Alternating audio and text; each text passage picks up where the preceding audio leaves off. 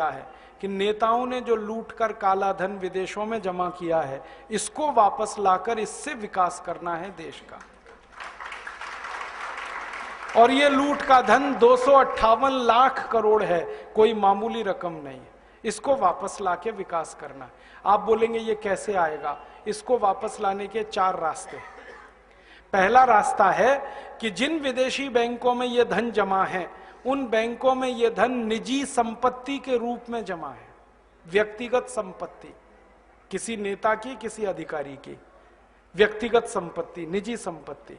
अगर हम इस धन को राष्ट्र की संपत्ति घोषित करा सकें तो ये धन किसी भी बैंक में जमा नहीं हो सकता, ये वापस आएगा भारत में। क्योंकि अंतर्राष्ट्रीय बैंकिंग व्यवस्था का एक नियम है, किसी भी देश की राष्ट्रीय संपत्ति उसी देश में जमा होती है, वो जिस देश की होती है, दूसरे देश में जमा नहीं हो सकती। तो अब तक जो जमा है वो निजी संपत्ति है, हम इसको राष्ट्र की संपत्ति बना दें तो ये वापस आएगा। आप बोलेंगे ये कौन करेगा? इस काम को करने के लिए 2 संस्थाएं हमारे पास हैं। एक का नाम है सुप्रीम कोर्ट और एक का नाम है संसद। सुप्रीम कोर्ट की ताकत है कि वो किसी भी संपत्ति को राष्ट्रीय संपत्ति घोषित कर सकता है। और सुप्रीम कोर्ट ने एक बार ऐसा किया था, यूरिया घोटाला हुआ जब नरसिम्हा राव के जमाने में, तो 133 करोड़ रुपए चला गया था देश के बाहर। सुप्रीम कोर्ट ने उसको राष्ट्रीय संपत्ति घोषित करके वापस मंगा लिया और स्विस बैंक से वो 133 करोड़ रुपए वापस आ गया। और पता है, वो नरसिम्हा राव के बेटे के खाते में जमा था। हाँ, और सुप्रीम कोर्ट ने नरसिम्हा राव के बेटे को जेल भेज दिया।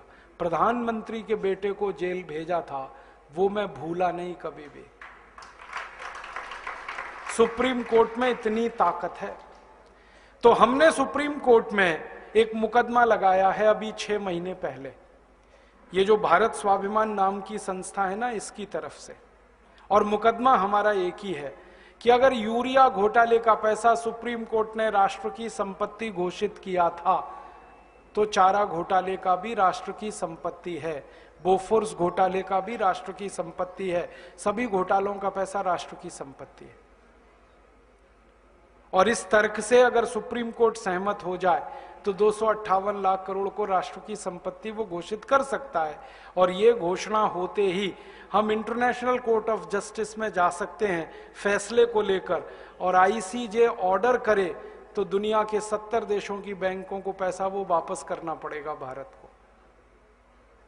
इस उम्मीद में मुकदमा लगाया है हमने। 6 महीने हो गए, 6 महीने तक ये मुकदमा स्वीकार नहीं हुआ, बहस होती रही कोर्ट में, और अब स्वीकार हो गया है।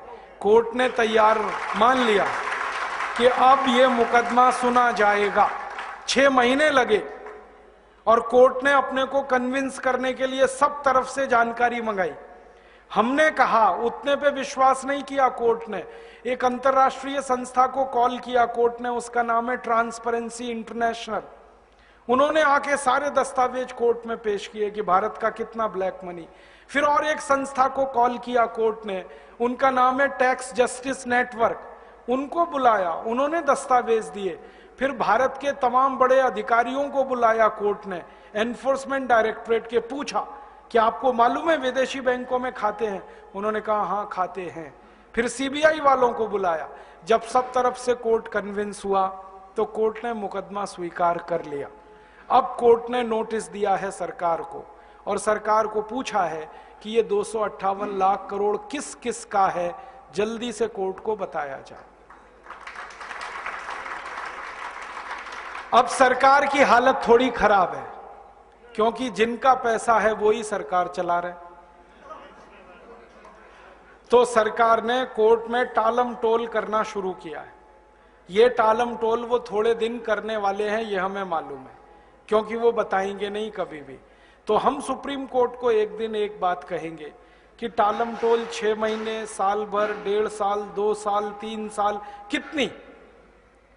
फिर हम सुप्रीम कोर्ट को कहेंगे आप तो एक्स पार्टी जजमेंट दे दो, और कोर्ट को ताकत है वो करने की।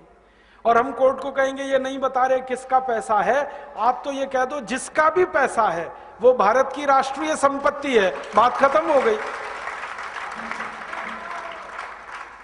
और उम्मीद है कि कोर्ट ये फैसला देगा और ये फैसला हुआ तो 258 लाख करोड़ वापस आएगा।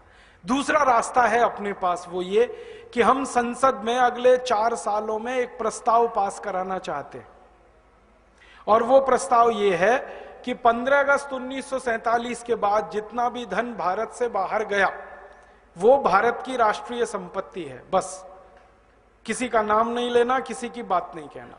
15 अगस्त 1947 के बाद जितना धन बाहर गया है भारत से हवाला के थ्रू, क्योंकि सब हवाला से ही जाता है, वो भारत की राष्ट्रीय संपत्ति है। संसद प्रस्ताव को पास करे। अब इस प्रस्ताव को रखेगा तो कोई एक सांसद, और वो हमें मिल ही जाएगा अगले 4 साल में।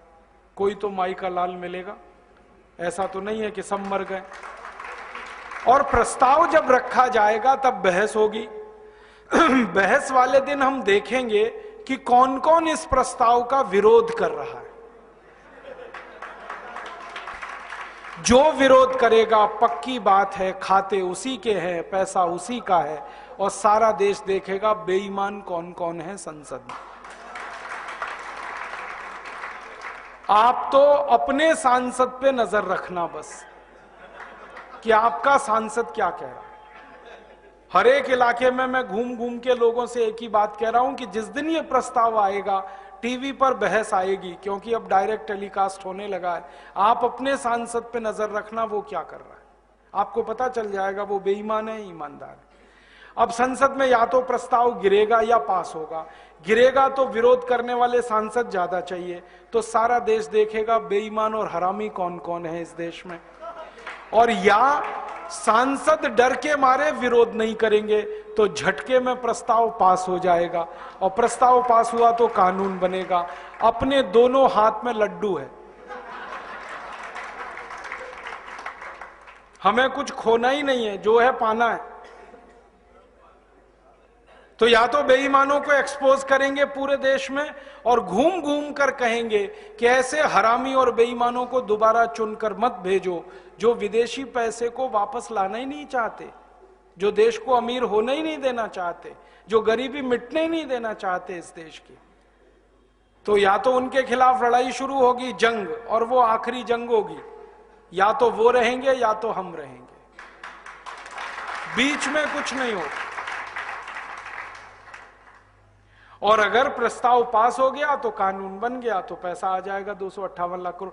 तीसरा और रास्ता है अपने पास, हम इस पूरे 258 लाख करोड़ का ब्यौरा लेकर इंटरनेशनल कोर्ट ऑफ जस्टिस में जा सकते हैं और दुनिया के 70 देशों के खिलाफ प्रतिबंध लगवा सकते हैं।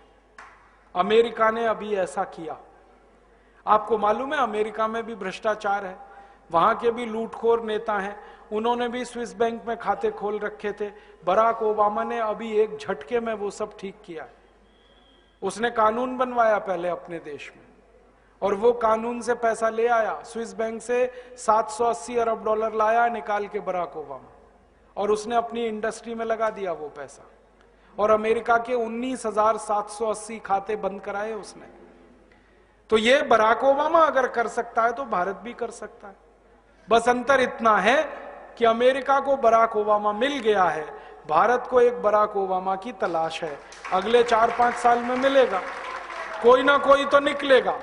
भारत माता वीर विहीन नहीं है, निपूती नहीं है, बांझ नहीं है। जब जरूरत पड़ती है इस माता ने बड़े बड़े लाल पैदा किए हैं देश की समस्याओं का समाधान करने। आगे भी होगा, इसका विश्वास है हम। और ये काम हम बराक ओबामा की तरफ से भी कर सकते। बराक ओबामा ने अभी एक बहुत रोचक बात कही।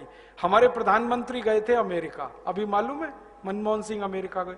बराक ओबामा ने मनमोहन सिंह को ऑफर किया, देखो मैंने स्विस बैंक से पैसे निकाल लिए, आपको निकलवाने?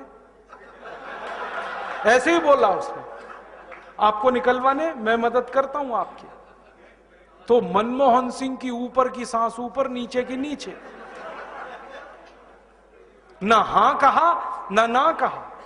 फिर उसने कहा मैं भारत की मदद करना चाहता हूं सीरियसली इस काम में, और मैंने जैसे पैसा निकाला है स्विस बैंकों से मैं वो बताना चाहता हूं, आप ऐसे निकालो।